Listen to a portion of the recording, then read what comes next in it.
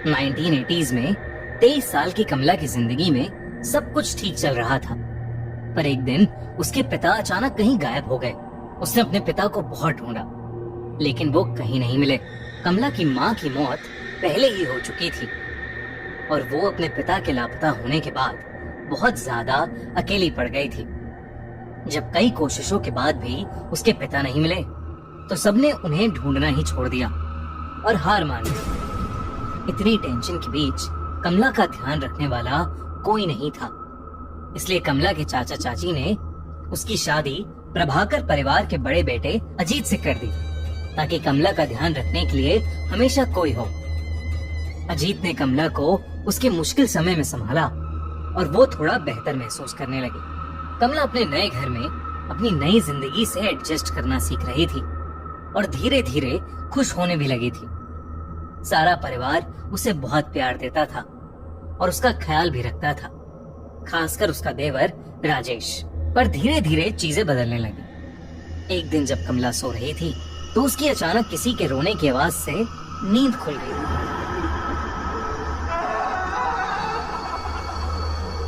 उसने अपने बगल में देखा तो अजीत अभी भी सो रहा था और कमरे में उन दोनों के अलावा और कोई नहीं था। उसे वो आवाज फिर से आई, लेकिन अभी भी उसे कोई नहीं दिख रहा था। उसने इसे अपना वहम समझा और चुपचाप वापस सो गई। लेकिन उस दिन के बाद से उसे लगभग हर वक्त वो रोने की आवाजें सुनाई देने लगी थी। उसे ऐसा लगने लगा था कि ये आवाजें शायद उसके पिता की हैं, जो दर्द में चीख रहे हैं और उससे मदद मांग रहे हैं। कमला अब घबरा चुकी थी और उसने ये बात अजीत और रजनीश को बताई। दोनों ने ये उसका वहम समझा और उसे कहा कि शायद ये इसलिए हो रहा है क्योंकि वो अपने पिता को बहुत मिस कर रही है। धीरे धीरे कमला की तबीयत भी खराब रहने लगी। उसे हर वक्त गुस्सा आने लगा था। वो छोटी छोटी बातों पर चिढ़ जाती थी और अगर उसे कोई किसी भी चीज के लिए मना करता, तो वो उसको जान से मारकर खाने की धमकी देने लगी थी। सबको लगा कि अपने पिता के खोने का दुख उसके दिमाग पर हावी हो रहा था, लेकिन इस सब के बीच कमला को वो आवाजें अभी भी आ रही थी। एक दिन वो आवाज कमला को हवेली के एक पुराने कमरे से आ रही थी। वो जब उस कमरे में गई, तो उसे वहां एक काली मूर्ति मिली। उस मूर्ति को देखते ही उसे एक अजीब सी बेचैनी महसूस हुई, लेकिन जैसे ही उसने मूर्ति को छुआ, उसे बेहद अजीब सा लगने लगा। उसे घुटन महसूस होने लगी और उसे सांस लेने में अचानक बहुत ज्यादा तकलीफ होने लगी। कमला ने घबराकर उस मूर्ति को वापस नीचे रख दिया। कमला को डर लग रहा था और वो कमरे से बाहर ही जा रही थी कि उसके पैर में कुछ भारी सी चीज आकर लगी। जब कमला ने ध्यान से देखा, दोस्तों हम खूनी मंडे पर 300 से भी ज्यादा एनिमेटेड हॉरर स्टोरीज कर चुके हैं और अब हम आपके लिए लेकर आए हैं इंडिया का सबसे थ्रिलिंग पॉडकास्ट आंखों देखी, जिसमें हम ऐसे लोगों को बुलाएंगे जो अपने रियल हॉरर एक्सपीरियंसेस हमसे शेयर करेंगे। ऐसी थ्रिलिंग स्टोरीज और कॉन्स्पिरेसी थ्योरीज जो आपका दिल दहला देंगी। तो जैसे अभी तक आपने खूनी मंडे की एनिमेटेड स्टोरीज को प्यार दिया है, आप हमारे नए पॉडकास्ट आंखों देखी को भी उतना ही प्यार देना।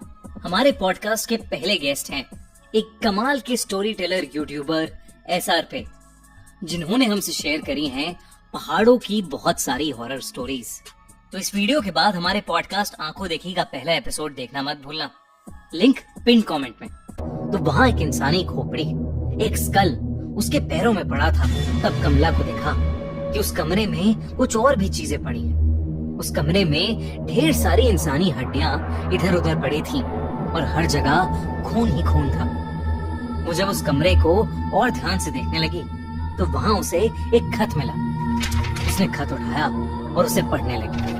खत में लिखा था कि वो मूर्ति श्रापित है और इसने उनके पुरखों को भी परेशान किया है।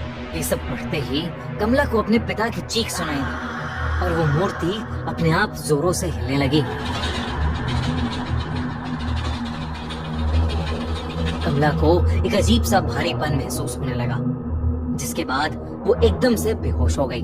कमला ने जब अपनी आंखें खोली, तो वो अपने कमरे में ही थी और सब परिवार वालों ने उसे घेर रखा था। कमला उन्हें सब कुछ बताने लगी, लेकिन सबने उसको बताया कि उन्हें वो घर के ड्राइंग रूम में बेहोश पड़ी मिली थी और शायद ये उसका कोई बुरा सपना था। उन्होंने कमला को दवाई दी और उसे सुला दिया, पर उस रात कमला हमेशा हमेशा के लिए बदल गई। अजीत बाकी रातों की तरह डिनर के बाद वॉक करके कमरे में आया तो उसने देखा कि कमला बिस्तर पर नहीं, बल्कि कमरे के एक अंधेरे कोने में दीवार की तरफ मुंह करके जोर जोर से हंस रही है। उसने कमला का नाम चिल्लाया। कमला उसकी तरफ मुड़कर रोते हुए मदद मांगते हुए उससे कहने लगी, मैं निर्दोष हूँ, मुझे बचा लो। कमला को इस हालत में देखकर अजीत टूट गया और वो उसे गले लगाकर शांत करने लगा। किसी तरह उसने कमला को शांत करके बिस्तर पर लेटा दिया और वो रात जैसे तैसे बीत गई। पर अगले दिन कमला की तबीयत और ज्यादा बिगड़ने लगी। अगर कोई भी उसका नाम लेता तो वो उसकी तरफ मुड़कर उसे जान से मारने की धमकी देती। कमला की शक्ल भी अब बदलने लगी। धीरे धीरे उसका चेहरा सफेद पड़ने लगा था, आंखों के नीचे काले गड्ढे हो गए थे और वो पागलों की तरह बिहेव करने लगी थी। सारा प्रभाकर परिवार कमला को इस हालत में देखकर बहुत परेशान था, क्योंकि कमला ने रात को पागलों की तरह हंसना शुरू कर दिया था। कमला पूरा दिन बस रोती और हंसती रहती। प्रभाकर परिवार को लगा कि कमला पागल हो चुकी है, लेकिन उससे पहले वो कुछ कर पाते, उनके साथ एक बहुत बड़ा हादसा हुआ। एक दिन शाम को कमला के ससुर अपने रूम में बैठकर चाय पी रहे थे, जब उन्हें एकदम से अपनी पीठ पर ऐसा महसूस हुआ कि जैसे उनकी पीठ में कोई नुकीली चीज घुसा दी है। उन्होंने दर्द में जब मुड़कर देखा तो कमला वहाँ खड़ी पागलों की तरह हंस रही थी। कमला के हाथों के नाखून कमला के ससुर की पीठ के अंदर थे। कमला के ससुर ने जोर से चिल्लाया और सब कमला को कंट्रोल करके अंदर ले गए और उसे उसके कमरे में ले जाकर उसे बेड से बांध दिया। लेकिन देर रात अजीत ने देखा कि कमला बिस्तर में थी ही नहीं। उसने बाहर जाकर देखा तो कमला भागती हुई उसके ससुर के कमरे में घुस गई। अजीत कमला को पुकारता हुआ उनके कमरे में घुसा और इससे पहले वो कुछ कर पाता, कमला ने अपने ससुर को पकड़ लिया और बिना कुछ सोचे समझे उन्हें जानवरों की तरह मारकर उनके शरीर का मांस नोचने लगी और फिर उसे खाने लगी। पूरा घर चीखों और डर से गूंज उठा, लेकिन कोई भी कमला को रोक नहीं पा रहा था।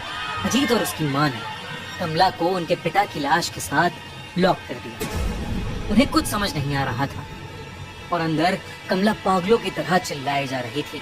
वो जोर जोर से चीख कर कह रही थी कि मैं सबको खा जाऊंगी।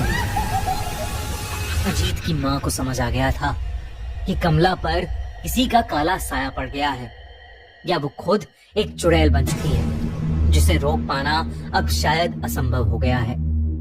उस रात उनकी माँ अपने दोनों बेटों को लेकर उस हवेली से निकल गई और अपने एक रिश्तेदार के घर चली गई। जब वो अपने रिश्तेदार के घर पहुंचे तो अजीत की माँ ने उसे बताया कि कमला के साथ जो हो रहा है वो कोई इत्तेफाक नहीं, बल्कि काला जादू है जो उनके घर के एक पूर्वज करते करते मर गए। उन्होंने अजीत को बताया कि उनके घर में एक शैतानी मूर्ति है जो शापित है और उसी शैतान का साया शायद कमला पर आ गया है और अब वो किसी को नहीं छोड़ेगी। कुछ समय बाद उस हवेली से 4 डेड बॉडीज मिली।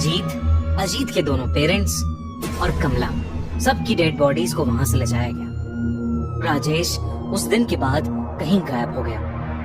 लोग कहते हैं कि आज भी उस हवेली में कमला की आत्मा भटकती है और वो किसी को नहीं बख्शती, और अगर कोई भी उस हवेली में गया तो वो उसकी जान ले लेगी, और इसीलिए आज तक वो हवेली वीरान पड़ी है।